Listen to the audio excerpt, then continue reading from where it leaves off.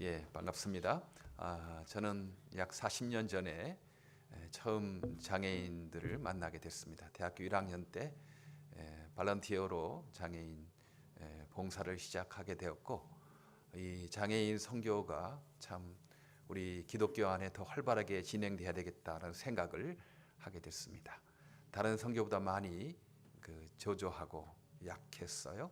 왜냐하면 좀 힘드니까 좀 하다가 그만두고 그러니 이쪽에 좋은 인재가 모이지 않으니까 이 장애인 선교도 참 발전이 없다라는 생각이 들어서 제가 부족하지만 이곳에서 인내하면, 꾸준하게 하면 하나님께서 이 장애인 선교도 참 발전시켜 주지 않겠나라는 생각을 하고, 제가 이렇게 뛰어들면 더 저보다 훌륭한 사람들이 이곳에 많이 뛰어들어서 장애인 선교가 참 발전되면 좋겠다라는 마음으로 그렇게 40년 전에 뛰어들었는데, 정말 하나님께서 큰 은혜 주셔서 지금 세계 약 100군데 지역에서 장애인 선교 봉사 계몽을 활발하게 하고 있습니다. 저는 무엇보다도 좀 관심이 어떻게든지 영혼 구원과 또 이 육체적인 구원, 우리의 구원은 전인적인 구원이니까 그 영혼 구원과 육체적인 구원을 한꺼번에 이룰 수 있겠나, 바른 복음이 선포될 수 있겠나라는 생각을 늘 했거든요. 그래서 장애인 선교를 하다 보니까 장애인도 예수 믿지 않으면 지옥 가지 않습니까? 그래서 예수님 전해 줘야 되죠. 그러나 단순히 장애인들은 예수님 전해줄 뿐만 아니고 이 땅에서 경제적인 문제, 사회적인 문제, 교육적인 문제, 이런 부분들이 너무 필요하니까 또 그 부분도 해야 된다. 어떤 육체적인 구원도 해야 된다. 그래서 한쪽으로는 너무 영혼 구원만 하고 이 육체적인 구원에 대해서 소홀히 하는 그런 어떤 보수 진영이 있는가 하면, 한편으로서는 경제적인 문제, 사회적인 문제, 이런 문제는 열심히 하면서 또 영혼 구원에 대해서 소홀히 하는 해방 신학이나 자유주의 신학이 있어서 이건 안 된다. 영혼 구원과 또 육체적인 구원이 한꺼번에 일어나는 이 전인적인 구원을 해야 된다라고 생각을 하고, 저는 이 일을 단순히 장애인 봉사하는 차원이 아니고 신앙운동이다, 그런 생각으로 이렇게 하고 있습니다. 그리고 저희들이 이제 나이가 들면 다 귀도 잘 안 들리고 눈도 잘 안 보이고 팔다리도 약해지고 다 그러는 거 아니겠습니까? 그래서 우리는 다 예비 장애인이다. 우리는 언젠가 장애를 다 체험하고 겪고 나가는 것이지 결코 남의 문제가 아니다. 우리가 건강하고 돈 많을 때는 장로님, 권사님 하지만 우리가 돈 없고 또 건강 잃고 그러면 또 소홀히 하면 안 되지 않겠습니까? 그분들이 약해도 많은 육체적인 어려움이 있어도, 경제적인 어려움이 있어도 언제나 하나님의 아들이고 하나님의 딸이니까 연세가 들어도 노인성 장애를 가져도 귀하게 우리 모두가 대접해야 된다라는 그런 생각도 이렇게 하면서 이 장애인 선교를 좀 하고 있습니다. 예, 오늘 제목이 어리석은 부자, 어리석은 박사인데, 어리석은 것하고 박사하고 참 어울리지가 않습니다. 박사 그러면 지혜로운 박사, 현명한 박사, 똑똑한 박사, 그게 어울리지 무슨 박사가 어리석겠습니까? 사실 오늘 어리석은 부자라고 우리 다 알고 있지 않습니까?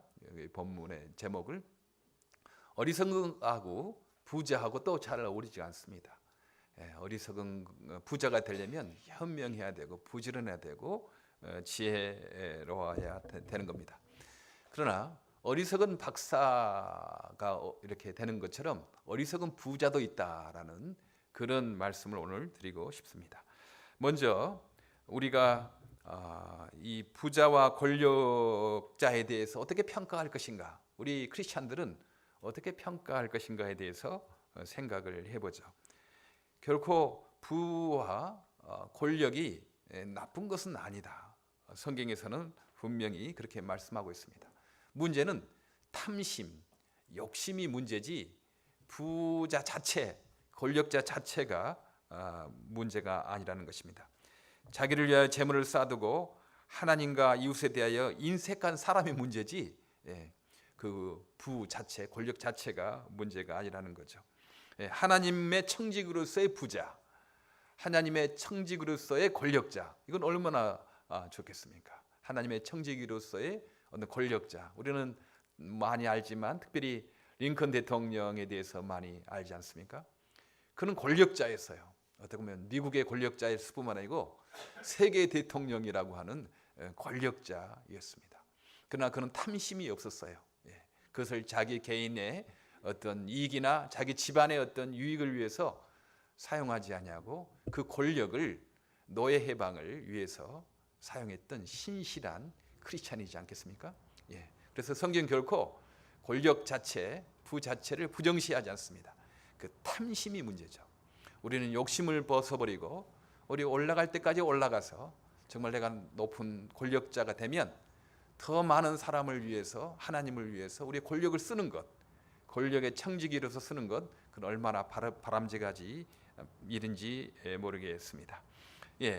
또한 부자도 욕심 있는 부자가 문제지 청지기로서의 부자는 주님께서 원하시는 분이십니다. 유한양행의 창업자 유일한 선생님, 그런 부자였어요. 그러나 죽을 때 자기 아들 딸에게 남겨주지 않냐고 다 그것을 사회에 환원하고 유한양행 그것을 지금 세웠습니다. 여러분 어렸을 때부터 안티프라민 나오는 유한양행 보들피오 안티프라민, 신실한 크리스찬이었죠. 그런 부자였지만 탐심이 없는 분이었습니다. 하나님의 청지기로서의 부자였던 것입니다. 최근에 신문에 오뚜기 식품의 함태호 회장님께서 지금 한 1년 전에 소천하셨는데요. 그분이 2015년 11월에 한국 미랄 복지재단, 저희 미랄 선교단이 있고 한국 미랄 복지재단이 있거든요. 거기에 그 오뚜기 식품 그 주 3만 주를 이렇게 헌액하셨습니다. 약 315억 정도 되는 그 큰 돈을 한국 미랄 복지재단에 장애인 복지를 위해서 이렇게 헌납하셨죠. 그분도 신실한 크리스찬이십니다. 부자였죠. 그러나 그 욕심 많은 부자가 아니고 청지기로서의 부자였던 것입니다.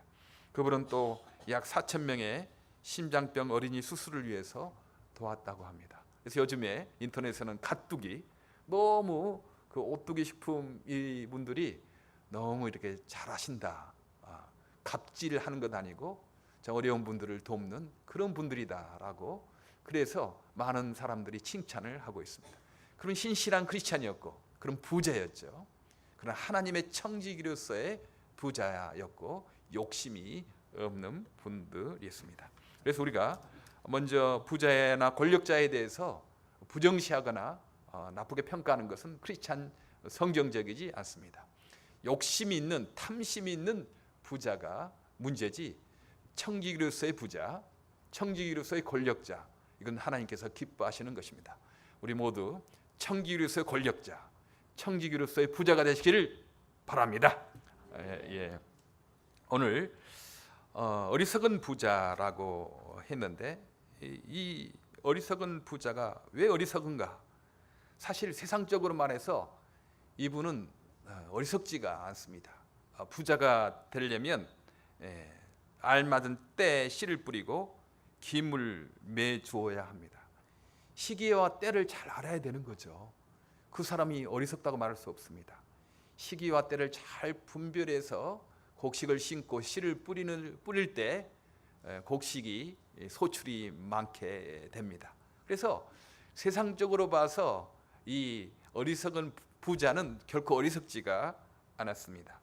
여러분들도 뒤뜰에 고추와 상추, 깻잎을 심지 않습니까?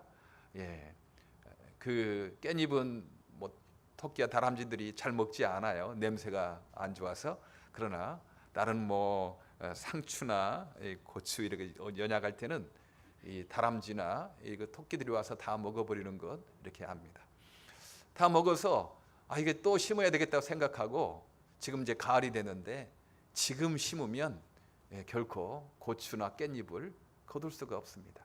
그 고추나 깻잎은 여름에 심어야 되는 거죠. 그래야지 고추도 많이 주렁주렁 달리고 깻잎도 풍성하게 열리는 것이지, 아무리 그 좋은 고추, 좋은 깻잎을 여름에 심지 않냐고 가을 지금 바람이 선선할 때 심으면 결코 그 고추와 깻잎을 이렇게 수확할 수가 없습니다.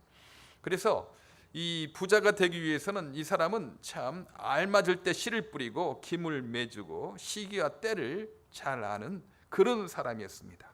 그는 결코 어리석지가 않았는데, 그러나 하나님께서는 어리석다고 이렇게 말씀을 합니다. 또 이 부자는 참 게으르지 않고 부지런했습니다. 곡식을 풍성하게 걷기 위해서 그냥 게을러 가지고 되겠습니까? 열심히 살아야죠. 부지런하게 살아야 되지 않겠습니까? 저도 그 시골에서 이렇게 자랐습니다. 그래서 벼가 어떻게 자라는 것, 남 곡식이 어떻게 자라는 것 참 알고 있죠. 뭐 가보면 별로 안 자라는 것 같은데 한 달 정도 있다 보면 뭐 곡식들이 그렇게 많이 자라나고 전혀 눈에 띄지 않게 자라는 것을 보게 됩니다. 곡식은 농부의 발자국 소리를 들으며 자란다라는 말이 있죠. 저절로 풍성한 수확을 거두는 것 아닙니다. 열심히 가서 김도 매주고 물이 없으면 물도 갖다 부어주고, 그때 흉년이 들어서 보니까 굉장히 막 물이 부족해가지고 새벽에 물골을 텄던 기억도 있어요. 물이 시냇물로 흐르면 그 물이 논으로 들어올 수 있도록 일찍 나가서 부지런하게 논에 물을 댔던 그런 기억도 있습니다. 부자가 되기 위해서는 게을러서는 되지 않습니다. 부지런하게 열심히 하는 것 아니겠습니까? 박사학위 받는 것, 그게 게을러서 되겠습니까? 얼마나 책상에 오랫동안 앉아 있는가, 인내도 요구하고 체력도 요구하고 부지런해야지 박사가 되는 거 아니겠어요? 여기에서 학위하신 분도 계시겠지만 박사가 그냥 되는 것 아니잖아요. 열심히 부지런하게 좀 인내하면서 참을 것 참고 해야지 학위를 얻을 수가 있습니다. 세탁소를 운영하신 분들도 많잖아요. 우리 한국 분들은 특별히 굉장히 부지런합니다. 아침에 일찍 세탁소를 열고 밤늦게까지 세탁소를 이렇게 닫습니다. 아침 9시에 열고 오후 5시에 닫는다고 그러면 누가 오겠습니까? 휴가 갈 때 다 휴가 가고 뭐 그러면 어떻게 세탁소가 잘 될 수 있겠습니까?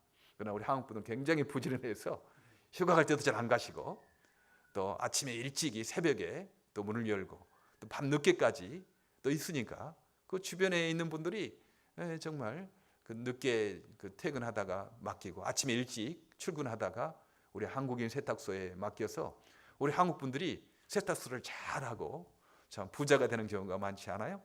그렇습니다. 어찌 세탁소 하나 잘하는데도 게을러 가지고 되겠습니까? 좀 쓰고 안 먹고 일찍 일어나고 잠을 줄여가면서 그렇게 해야지 세탁소를 잘 운영할 수 있습니다. 그래서 이 부자는 결코 어리석지가 않았습니다. 때와 시기를 잘 알고 또 부지런하고, 그래서 풍성한 소출을 얻을 수 있다 하는 거죠. 또 이 부자는 인간관계도 잘했다고 생각합니다. 이렇게 많은 농사를 짓고 씨를 뿌리고 혹은 김을 메고 혹은 추수를 할 때 어찌 혼자 하겠습니까? 여러 사람들이 모를 심을 때는 같이 이렇게 품앗이로 해서 같이 모여서 모를 심거든요. 혼자 농사를 지을 수가 없습니다. 이웃관계를 잘해야 합니다. 인사성도 받고 참 때때로 선물도 좀 잘해주고 품삯도 좀 잘 주고 그래야지 그 집 모를 심는다 그러면 다른 일 제쳐놓고 거기 가서 같이 모내기도 하고 또 수확도 하고 하는 것 아니겠습니까? 사람들에게 인기가 좋았을 것입니다. 이 부자는 참 품삯도 잘 주고 인사성도 받고 또 여러 가지 인간관계를 잘해서 사람들에게 인기가 좋은 사람이었을 것입니다. 결코 어리석지가 않았을 거예요. 세상의 말로는 굉장히 현명한 사람이었다라고 생각합니다. 리더십도 있어야 되죠. 팀으로 일해야 되니까 독불 장군은 없습니다. 어떤 일을 할 때 리더십을 잘 발휘해서 잘 할 수 있도록 그렇게 하는 겁니다. 저희들도 지금 우리 목사 합창단 저도 멤버로 하고 있는데요. 지휘자 목사님이 계시거든요. 근데 참 제가 화요일 아침 오전 10시부터 12시까지 목사합창단, 뉴저지 목사합창단 같이 하는데 그때 제가 참 영적으로 유익합니다. 사실 목사를 가르침을 받을 기회가 별로 없지 않습니까? 항상 설교해야 되고 남을 가르쳐야 되는 그런 입장에 저는 베이스를 맡고 있는데 그 지휘자 목사님이 이렇게 기분 나쁘지 않게 이렇게 지적을 해주면 고치고, 야 그렇구나, 남의 충고를 잘 받아들이는 건 너무 필요하다. 저는 기분이 좀 나빴어요. 왜냐하면 이제까지 나를 그렇게 지적한 사람이 없었는데 지적을 하니까 기분이 나쁘지 않습니까? 그러나 그렇구나, 이렇게 인간이 교만해서 조금 잘못을 지적하면 기분 나쁘게 생각하는 것이 이 죄성을 가진 인간이구나, 그런 생각을 하고 그 시간을 하나님, 내가 단순히 합창할 때뿐만 아니고 다른 일 할 때도 여러 가지 빈틈이 많을 텐데 하나님, 그것을 지적할 때 제가 잘 그 지적을 받아서 하나님 더 잘 섬길 수 있도록 그런 훈련을 여기서 하기를 원합니다. 이제 그런 마음으로 합창을 하거든요. 참 영적으로도 좋은 기회입니다. 특별히 지휘자는 지휘를 참 잘해야 되죠. 여러 사람들을 참 팀워크를 이루어서 해야 되기 때문에 뭐 한 사람 소프라노 잘한다고 뭐 무슨 테너 잘한다고 할 수가 없습니다. 여러 사람을 다 격려해서 화음을 맞게끔 하는 게 지휘자의 역할입니다. 그래서 이 부자가 되기 위해서도 혼자 그냥 농사 자신이 짓고 씨를 뿌리고 뭐 혼자 거두고 그러지 않았겠어요? 분명히 리더십이 있어서 이 사람은 사람을 잘 부리기도 하고 일을 맡기기도 하고 굉장히 세상적으로 말해서 어리석은 사람이 결코 아니었습니다. 그런데 주님께서는 어리석은 자여 그렇게 말씀하시죠. 또 이 사람은 그 창고를 미리 준비하는 준비성도 있었습니다. 이제 곡식이 많아지니까 이 곡식을 어디다 다 저장할까 생각하면서 그렇다면 곡식이 풍성하니까 비에 젖지 않고 혹은 도둑 맞지 않게 창고를 좀 많이 준비해야 되겠다. 미래를 준비하는 그런 준비성도 있었어요. 어리석은 자가 아니었습니다. 어리석은 사람은 그냥 오늘 일밖에 모르는 거죠. 내일을 준비할 줄 모르는 사람들이 좀 어리석은 사람 아니겠습니까? 그런데 이 부자는 그 자기의 곡식을 어떻게 저장할까? 비에 젖지 않고 혹은 도둑 맞지 않게 이렇게 할까? 창고도 미리 준비할 줄 아는, 세상적으로 말하면 현명한 사람이었습니다. 그런데 오늘 주님께서 어리석은 자여 그렇게 말씀하십니다. 우리는 왜 그런지 잘 알죠. 오늘 보니까 오늘 밤에 내 영혼을 도로 찾으리니 그러면 내 예비한 것이 네 것이 되겠느냐. 어리석은 자여, 누가 이렇게 풍성한 소출이 있고 그 다음에 창고에 가득가득 모아놔도 오늘 밤에 내 영혼을 도로 찾으면 그 모든 것이 누구 것이 되겠느냐라고 그렇게 주께서 질문합니다. 왜 어리석었느냐면 이 부자는 생명의 주인이 하나님이신 줄 몰랐다는 것입니다. 생명의 주인이 자기인 줄 알았어요. 내가 살고 싶은 대로 살고 뭐 그러면 되는 거지, 그렇게 생각했던 겁니다. 그러나 하나님께서는 아니다, 내 생명의 주인이 너가 아니고 하나님이다. 오늘 밤에 내가 너에게 준 이 생명을 내가 도로 찾으면 그 재산이 누구 것이 되겠느냐. 우리는 늘 생명의 주인이 내가 아니다, 하나님이시다. 이 사실을 우리가 깊이 새기며 살아야 될 것입니다. 모든 소유의 주인도 자기가 아니고 하나님인 줄 몰랐어요. 이렇게 있는 거 다 내 것이지 뭐 내가 마음대로 쓰지, 그렇게 생각을 했던 겁니다. 그 소유의 주인이 하나님이시다. 나는 잠시 하나님께서 맡기신 이 생명과 시간, 건강, 물질 잠시 이 생에 7, 80년 사용하다가 다시 하나님께 가야 된다라는 사실을 몰랐다 하는 것입니다. 우리는 지금 세상에 굉장히 현명하고 똑똑한 사람이었는데 성경적인 판단으로 좀 어리석은 사람들을 좀 많이 보고 있지 않습니까? 지금 삼성의 이건희 회장님 지금 코마 상태로 삼성병원에 누워 있습니다. 참 안타깝죠. 그 많은 돈을 그 많은 돈을 가지고 하나도 자기 것 아니거든요. 아들은 지금 감옥에 들어가게 됐고 딸은 이혼하고 얼마나 부자였지만 참 안 됐다라는 생각을 하지 않습니까? 그가 좀 예수를 믿었으면 너무 좋았을 텐데. 그래서 이 땅에 100년 동안 떵떵거리며 살다가 예수 안 믿어서 영원한 지옥불에 가면 얼마나 안타까운 일이에요. 참 안타까운 일이죠. 삼성의 이병철 씨도 마지막 돌아가시려고 할 때 그 구원에 대해서 많이 물었다고 합니다. 이 땅에 떵떵거리며 수십조 원의 재산을 가졌지만 이제 영원한 생명, 영원한 심판이 있는데 그걸 준비하지 못했던 겁니다. 어떻게 보면 세상에서는 굉장히 현명한 사람이었지만 성경적인 판단으로 어리석은 자여라고 그렇게 말을 들 수 있다는 거죠. 애플의 창시자 스티브 잡스, 천재라고 하지 않습니까? 100년에 한두 명 나올 것 말까 하는 그런 천재였습니다. 컴퓨터 천재였습니다.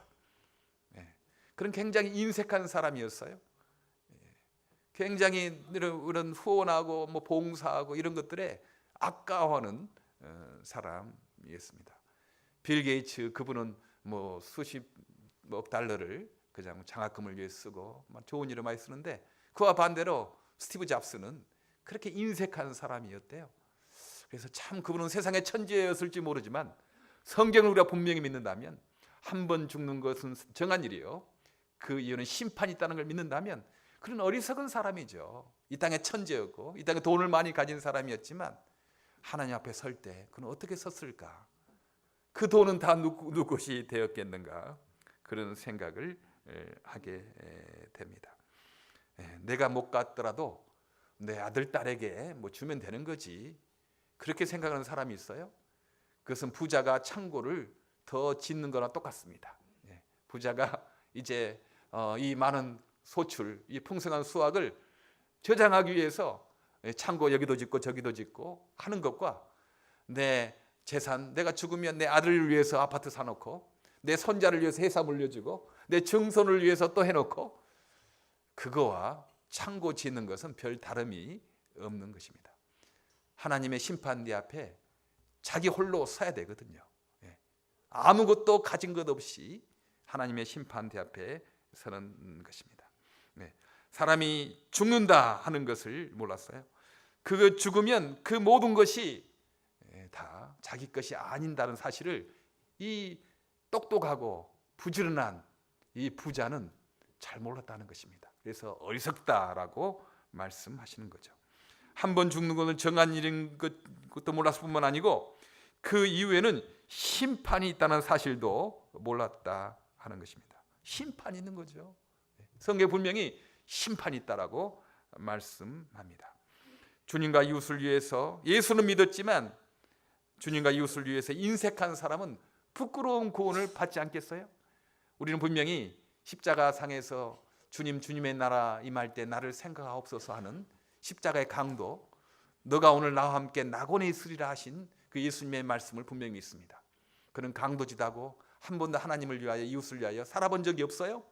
그러나 그가 마지막 순간에 예수 그리스도를 영접했기 때문에 그는 분명히 천국에 있을 겁니다. 그러나 천국의 구원은 받았지만 구원도 영광스러운 구원이 있고 부끄러운 구원이 있는 거죠. 성경에 분명히 부끄러운 구원이 있다라고 말합니다. 예수 믿고 나서 한 번도 하나님을 위해서 이웃을 위해서 써보지 않았어요. 자기의 시간과 자기의 달란트와 자기의 물질을 써보지 않아서 부끄러운 구원을 받게 되었습니다. 계시록 19장 8절에 빛나고 깨끗한 세마포를 입게 하셨은즉 이 세마포는 성도들의 옳은 행실이라 그렇게 말합니다. 구원을 받지만 빛나고 깨끗한 그 세마포를 입고 사는 거죠. 영광스러운 구원을 받는 것입니다. 이것은 성도들의 옳은 행실이다. 주님을 위하여 이웃을 위하여 사용했던 시간과 달란트와 물질, 이것이 깨끗한 세마포로 입혀졌다 하는 것입니다. 히브리서 13장 15절 오직 선을 행함과 서로 나눠주는 것을 잊지 말라. 이 같은 제사는 하나님이 기뻐하시느니라. 이제는 더 이상 제사가 없습니다. 양을 잡아드리거나 소를 잡아서 주 앞에 드리지 않습니다. 구약에서는 소를 잡고 양을 잡아서 계속적인 제사를 드렸어요.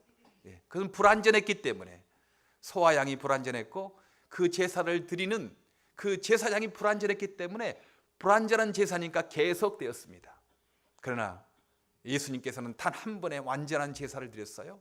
완전한 제사장의 몸으로, 자신의 몸을 완전한 제물로, 그래서 한 번에 제사를 다 끝냈습니다. 이게 히브리서의 결론이지 않겠습니까? 그런데 오늘 분명히 히브리서에 이 같은 제사가 또 하나 있다. 오직 선을 행함과 서로 나눠주기를 잊지 말라. 이 같은 제사는 하나님이 기뻐하시느니라. 우리가 주님을 위하여, 이웃을 위하여 나눠줄 때, 이건 사람에게 준다고 생각하지 마시고 내가 하나님께 제사를 드리고 있다, 예배를 드리고 있다, 그렇게 생각하시라는 것입니다.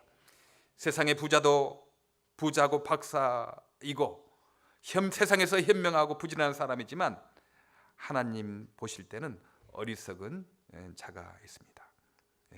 죽으면 그 물질 아무것도 가져갈지 못한다는, 죽는다는 사실 모를 뿐만 아니고 죽음 후에 심판이 있다는 사실도 모르는 너무나 어리석은 사람들이, 어리석은 박사들이, 어리석은 부자들이 너무 많이 있습니다. 그분들에게 한 번 죽는 것은 정한 일이요, 그 이후에 심판이 있다는 사실을 알려주시기를 바랍니다. 그리고 우리가 또한 이 땅에 살면서 늘 심판이 있다, 한 번 죽는다, 아무것도 가져가시는 것 없다, 그런 마음으로 살면요 얼마나 용기가 되는지 모릅니다.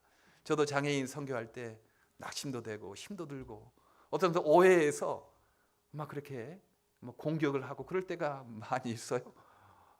무슨 막 돈을 빼돌리고 돈을 막 한다고 그런 소문도 있고, 어찌 그러겠습니까? 한 번 죽는 건 정한 일이요. 그때마다 죽음을 생각합니다. 한 번 죽는 건, 한 번, 인생은 한 번 사는 것이 두 번 사는가? 이 한 번 사는 인생 주 앞에 아름답게 쓰임 받는 삶이 되자 생각하면, 죽음을 생각하면 두려운 것이 아니고 우리 용기가 납니다. 그렇죠? 우리는 죽어도 바로 우리의 영혼은 하나님께 부활해서 첫 번째 부활로 우리 주님과 함께 천국에 있는 거 아니겠습니까? 그 생각하니까 죽음 생각하면 두려운 것이 아니고 더 용기가 나는 것입니다.